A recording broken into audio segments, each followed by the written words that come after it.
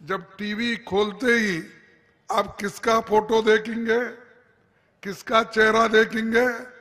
Guarantee, Modi की guarantee. ऐसा switch off करो, स्विच ऑन करो, वही दिखेंगे। क्यों? कि पैसा बहुत है एडवर्टाइजमेंट के लिए, और वो लोग आज बहुत प्रचार कर ले रहे हैं। लेकिन भाइयों, जब कभी भी कांग्रेस पार्टी हुकूमत में आई है, तब हमेशा गरीबों का ख्याल रख के काम करते हुए आई है। आप हमारे नेता इंदिरा गांधी जी से लेकर आप देखिए, उससे पहले तो पंडित जवाहरलाल नेहरू जी इस देश को बनाए।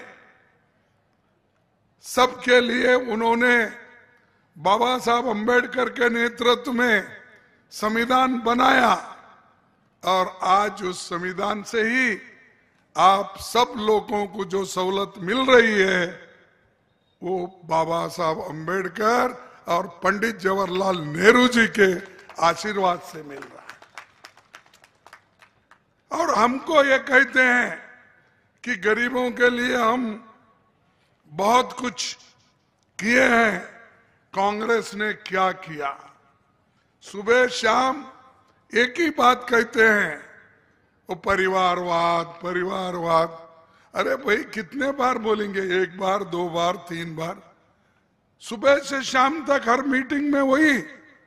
अरे आप क्या काम किए वो बताओ। हम जो काम किए हैं, नेहरू जी क्या काम किए, क्या किए हैं, इंदिरा जी क्या किए हैं, लाल बहादुर शास्त्री जी क्या किए हैं, राजीव गांधी जी क्या किए, हम बोलते हैं। लेकिन तुम्हारा काम बोलिए।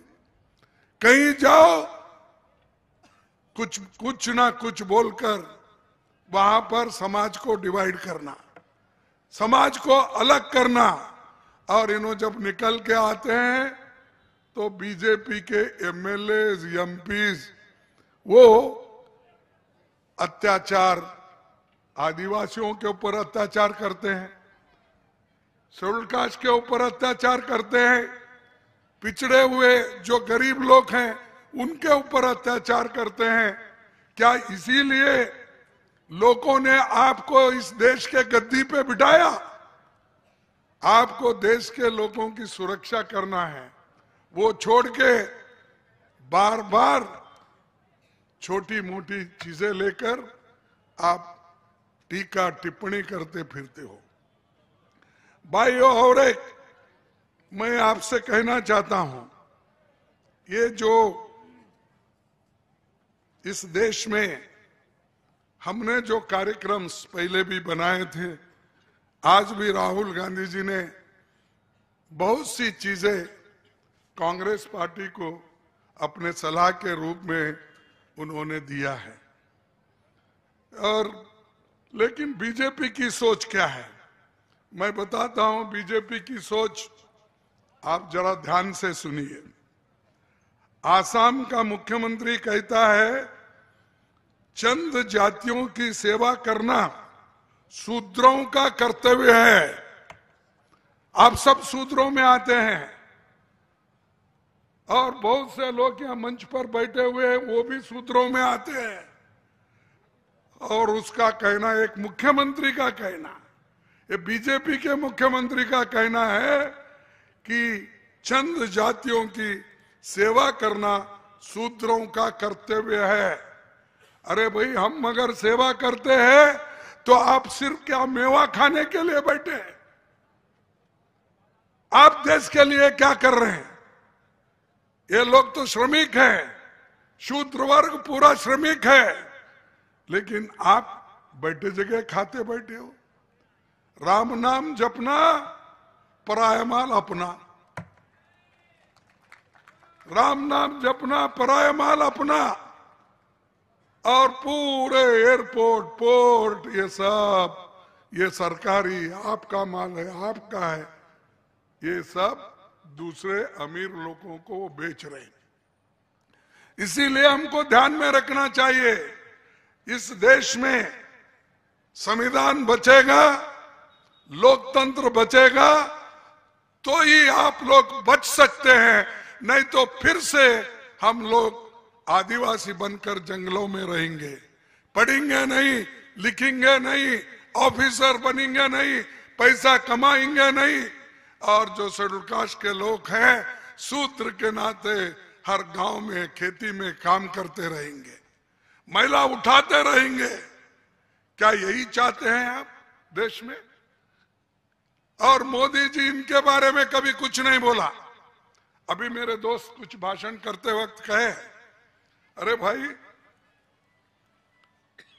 बहुत बड़ा राम मंदिर बनाए, ठीक है, आस्था है, लोग जाते हैं अपनी अपनी आस्था से मंदिर पे माथा टेकते हैं, लेकिन मैं पूछता हूं इतने बड़े मंदिर में आप एक आदिवासी राष्ट्र की अध्यक्ष मुर्मा को क्यों नहीं बुलाए? मैं पूछता हूं। अब बड़े तो बोले कांग्रेस वाले बाइकआउट किए, वो करे ये करे, ऐसा हवा फैलाते हो, लेकिन मुर्मा इस देश की राष्ट्र यानी हमारी प्रेसिडेंट है, अध्यक्ष है, राष्ट्रपति है, तो उस राष्ट्रपति का अपमान आपने किया। जब हमारा पार्लियामेंट का उद्घाटन हुआ, क्या आप मुर्मा जी को बुलाया? क्योंकि वो अपवित्र होता है। अगर मंदिर के लिए पूजा के लिए बुलाएंगे वो अपवित्र होता है, अगर पार्लियामेंट को बुलाएंगे वो अपवित्र होता है। ये तुम्हारी सोच है। इससे पहले जो पार्लियामेंट की बुनियाद डाली, कौन थे उस वक्त राष्ट्रपति जी? रामनाथ कोविंद जी। कौन थे वो रामनाथ कोविंद जी? कौन थे? बताओ मेरे को। वो एक शेड्यूल कास्ट का नेता था, उसको भी उसमें उन्होंने आने नहीं दिए, और आप बात बड़े बड़े करते हैं हमने वो किया। अरे पहले तो लोगों को आपके साथ लो, शूद्रों को आपके साथ लो, गरीबों को आपके साथ लो, किसानों को आपके साथ लो, युवाओं को आपके साथ लो, महिलाओं को आपके साथ लो। उनको तो साथ नहीं लेते, लेकिन टीका करते, घर घर फिरते हो, दिन में 3-3 मीटिंग करते हैं। काय के लिए भाई? काय के लिए? मेरा पूरा हिंदुस्तान मेरा परिवार है बोल रहे। ठीक है भाई, आपका परिवार, लेकिन पूरे हिंदुस्तान के लोगों की भलाई के बारे में सोचना ना। लेकिन आप हमेशा सोचते हैं आरएसएस के लिए क्या करना, बीजेपी के नेताओं के लिए क्या करना, यही तुम्हारा विचार है। लेकिन जनता होशियार हो गई, और मैं ये कहना चाहता हूं कि हर जगह गरीबों पर अत्याचार हो रहे। और आज राजस्थान रहो, दूसरे जगह रहो, ये अत्याचार बीजेपी के लोग, नेता लोग इतना करते हैं कि यहां तक कि आदिवासी के एक बच्चे के मुंह में बच्चों के मुंह में यूरिन करते हैं, पेशाब करते हैं। उसके लिए कौन सी शिक्षा आपने दी? मध्य प्रदेश के चीफ मिनिस्टर के स्टेट में पहले हुआ था शिवराज चौहान। अब वो पाप बेचारा परेशान है क्योंकि उसको जगह नहीं मिली। वो भटकते भटकते मेरे कान सुन से आया था गुलबर्गे में, तो वहां भी कुछ कुछ बोला, मैं वो बोलना नहीं चाहता हूं। और ये सब मैंने जो किया हूं, ऐसा जो मोदी जी बोल रहे, ये सब वोटों के लिए किया। लोगों के भलाई के लिए उन्होंने कुछ नहीं किया, करना भी नहीं चाहता। सिर्फ वो हमेशा लोगों के खिलाफ बोलते जाता, समाज में जो भागीदारी डिवीजन करने की बात करता है। तो इसीलिए हमको उससे बचना है, उससे बचना है। और आपके जो कानून है, जैसा कि कानून भूमि अधिग्रहण का कानून, वनाधिकार का कानून और पैसा का कानून, ये सब कानून को बचाना है तो कांग्रेस पार्टी को फिर से लाना है। और बीजेपी हमेशा ऐसे कानून को कमजोर करती है, चाहे SC ST का एट्रोसिटी एक्ट हो, चाहे ये कानून जो आदिवासी के लिए ये कानून हो, ये सभी को कमजोर करने वाले नेता बीजेपी के है। मोदी जी यही काम करते हुए है। जो राजस्थान में विकास के लिए बहुत सी चीजें यहां पर शुरू की थी। ये वोकेशनल ट्रेनिंग सेंटर किया था, उसको बंद करने की कोशिश चल रही है। और जो यहां पर 25 लाख रुपए लोगों के औषधोपचार, बीमारी दुरुस्त करने के लिए 25 लाख रुपए कांग्रेस पार्टी देती थी, वो भी बंद किया। बंद करके अब सिर्फ 5 लाख वो भी चुने हुए लोगों को देने का उन्होंने वायदा किया है। इससे आप ही सोचिए, कांग्रेस गरीबों के बारे में सोचती है क्या बीजेपी कांग्रेस के बारे में सोचती है, ये गरीबों के बारे में सोचती है?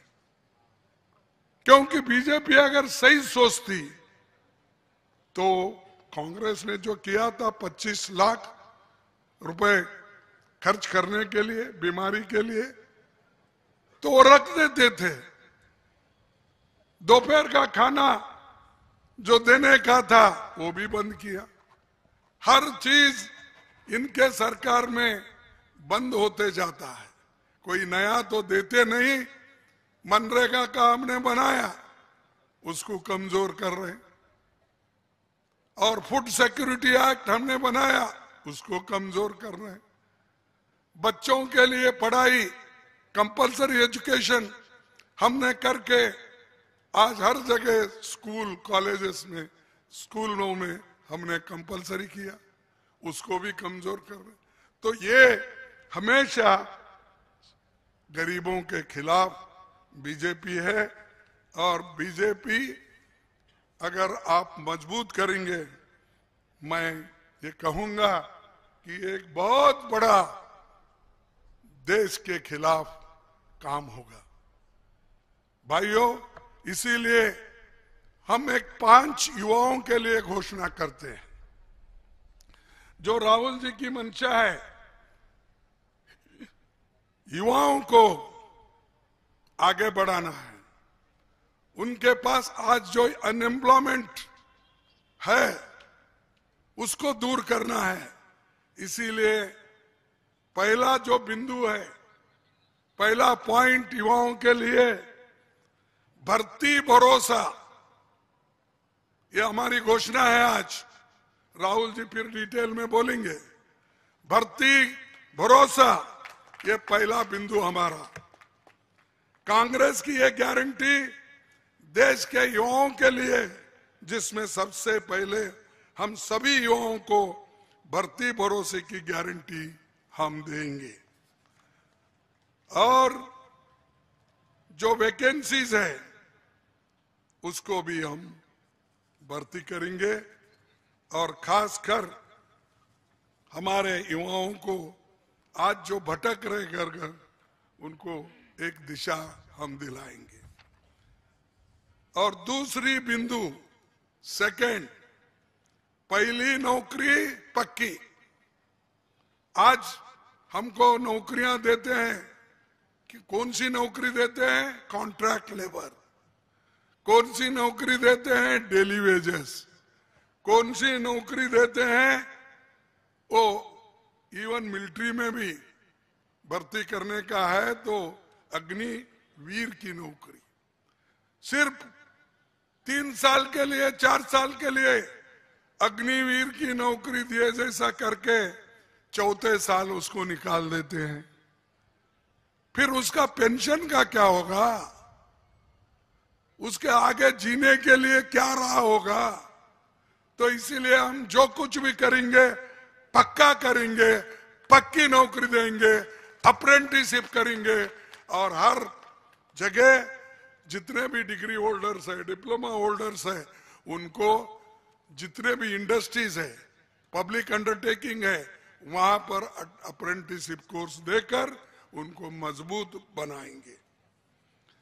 तीसरा बिंदु है पेपर लीकेज से मुक्ति। आज देश में ऐसे हालात है, सालों तक भर्ती नहीं निकलती। भर्ती निकलती है तो पेपर नहीं होता, पेपर होता है तो पेपर लीक हो जाता है। आप सोचिए, गांव के छोटे शहरों में बच्चों को पढ़ने के लिए माँ बाप कर्जा करके, मेहनत करके अपने बच्चों को शहर में पढ़ाई के लिए भेजते हैं। वो मेहनत करता है साल भर, 2 साल भर। जब साल 2 साल मेहनत करने के बाद वहां पर जो पेपर लीक होती है, उसके जिम्मेदार कौन है? सरकार है। और कौन? ये सरकारें ऐसी ही काम कर रही। यूपी में लीक हुआ, मध्य प्रदेश में तो बहुत लीक होता था। उनका तो व्यापम घोटाला मशहूर है। मैं समझता हूं भारत में ऐसा बड़ा घोटाला कहीं भी नहीं हुआ। उतना बड़ा घोटाला ये मध्य प्रदेश में हुआ। तो इसीलिए हम पेपर लीक से मुक्ति करेंगे और हमारे युवाओं को पक्की नौकरी देने के लिए मजबूत करेंगे। इसके बाद हमारा 5वां जो है और एक बिंदु है जो राहुल जी ने खासकर गरीबों के लिए उन्होंने एक योजना सोची है। क्योंकि वो जब अपने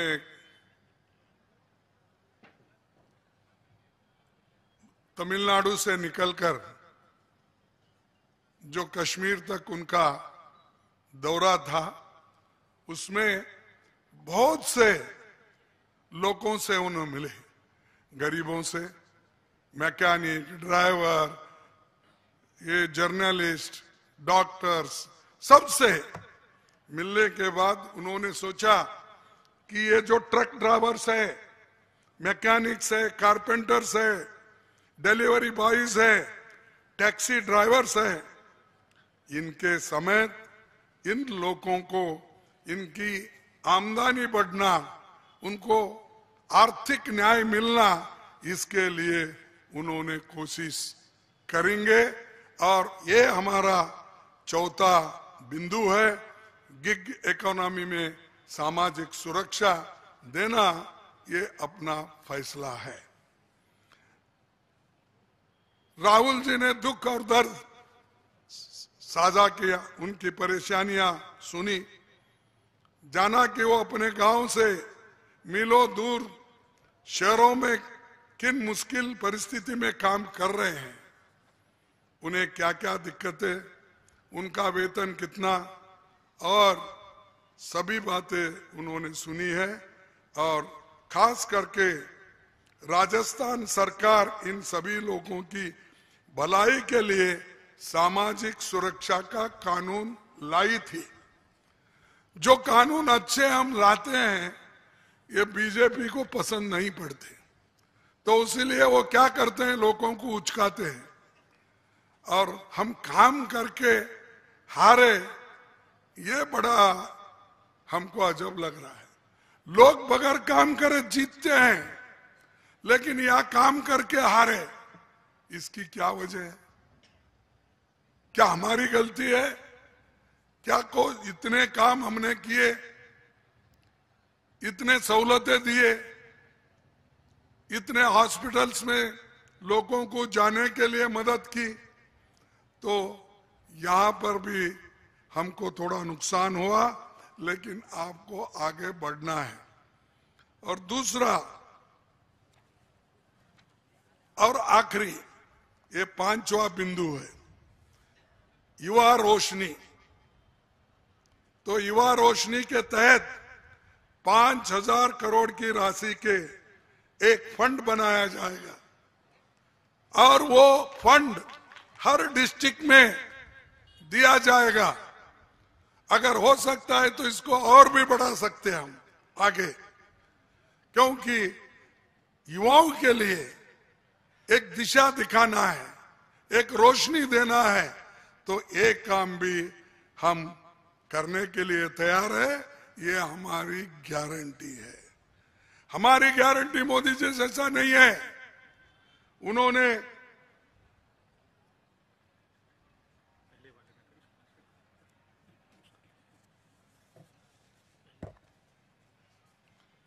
ये तो हमारी गारंटी तो पक्की गारंटी होती है, मोदी जी के जैसा गारंटी नहीं है।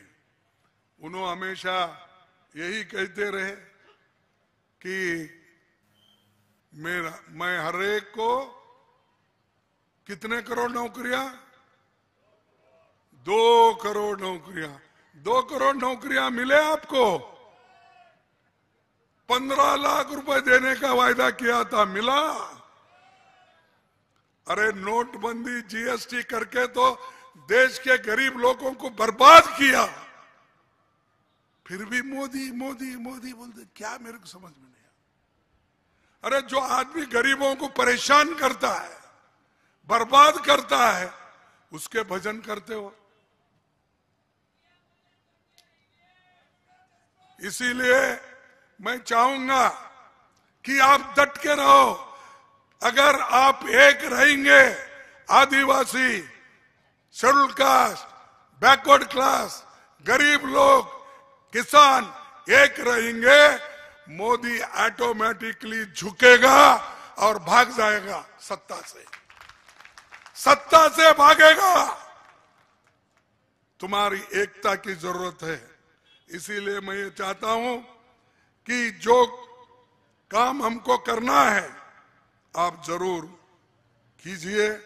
और उसके बाद में मैं पहले भी कुछ बातें कही थी, और वो सभी बातें हमने दूसरे मीटिंग में कही थी कि एमएसपी हम लीगल गारंटी देंगे, जातिगत जनगणना करवाएंगे, क्योंकि ये जातिगत जनगणना अगर हम करेंगे तो आदिवासियों की हालत क्या है, जमीन कितनी है उनके पास, पैसा कितना है, एजुकेशन कितना हुआ है, और चाहे वो बच्चे हो, बड़े हो, बूढ़े हो, औरतें हो, उनकी हालत क्या है, ये सब कुछ मालूम होगा। इसीलिए हम लोग वो जातिगत जनगणना, ये तो 2 हमने पहले कहा, और चौथी जो युवाओं के बारे में मैंने, युवाओं के बारे में अभी बताया, जैसा कि राहुल गांधी जी का एक मार्गदर्शन में वो हमने तैयार किया है, और वो आपके सामने हमने रखा है ऑलरेडी। और काम नहीं है, जॉब नहीं है, ऐसा नहीं है, बहुत से नौकरियां हैं सरकार में, एडेड इंस्टीट्यूशन में, पुलिस में, मिलिट्री में, सरकारी नौकरी में, रेलवेज में, नजदीक 30 लाख नौकरियां हैं। 10 लाख तो सरकारी अफसरों के इसके हैं, सरकार में काम करने वालों का। दूसरे जो पब्लिक सेक्टर से है, बड़े बड़े कारखाने हैं, और जो सेमी गवर्नमेंट्स हैं उनमें सब मिला के 30 लाख नौकरियां हैं। मोदी जी, आपको भर्ती करने का वक्त क्यों नहीं मिल रहा है? आपको समुद्र में डूबने को वक्त मिलता है, आपको हर जगह जाके दर्शन लेने को समय मिलता है, लेकिन जो जनता जनार्दन है, जनता को हम जनार्दन कहते हैं, भगवान कहते हैं, उनके दर्शन के लिए तुम तैयार नहीं है। तो ये मोदी जी की हमेशा रवैया रही, लेकिन हमको अब होशियार बनना चाहिए और एक होकर हम इस चुनाव में अगर लड़ेंगे तो मैं कहूंगा सबसे हमको उम्मीद है इस बार हो सकता है हम असेंबली में हारे होंगे, लेकिन पार्लियामेंट में हम जरूर जीतेंगे और पूरी ताकत के साथ हम जीतेंगे। और मोदी जी को बताएंगे, अरे भाई सिर्फ कुछ बोलने से, कुछ कहने से नहीं होता, काम करने से होता, ये हम दिखाएंगे। तो आखिरी में एक ही मैं शायरी बोल के अपने बात को खत्म करता हूं। न मस्जिद को जानते हैं, न मस्जिद को जानते हैं, न शिवालयों को जानते हैं, न मस्जिद को जानते हैं, न शिवालयों को जानते हैं। जो भूखे पेट होते हैं वो सिर्फ निवालों को जानते हैं। जो भूखे पेट होते हैं वो सिर्फ निवालों को जानते हैं। मेरा यही अंदाज जमाने को खलता है, मेरा यही अंदाज जमाने को खलता है कि मेरा चिराग हवा के खिलाफ क्यों जलता है, कि मेरी यही चिराग हवा के खिलाफ क्यों जलता है। मैं अमन पसंद हूं, जैसा कि राहुल जी हमेशा हर भाषण में कहते हैं, मोहब्बत की दुकान लगाओ, मोहब्बत की दुकान लगा के लोगों को प्यार बांटो। तो यहाँ वो नहीं है बीजेपी में, यहाँ बीजेपी में हमेशा वो बोलते हैं विष बांटो कि ताकि लोग मरने दो जल्दी। तो ये वो काम हमारे राहुल जी कर रहे हैं। तो वो क्या है, मैं अमन पसंद हूं, मेरे शहर में दंगा रहने दे, मेरे शहर में दंगा रहने दे, लाल और हरे में मत बांटो, लाल और हरे में मत बांटो, मेरी छत पर तिरंगा रहने दो, मेरी छत पर तिरंगा रहने दो।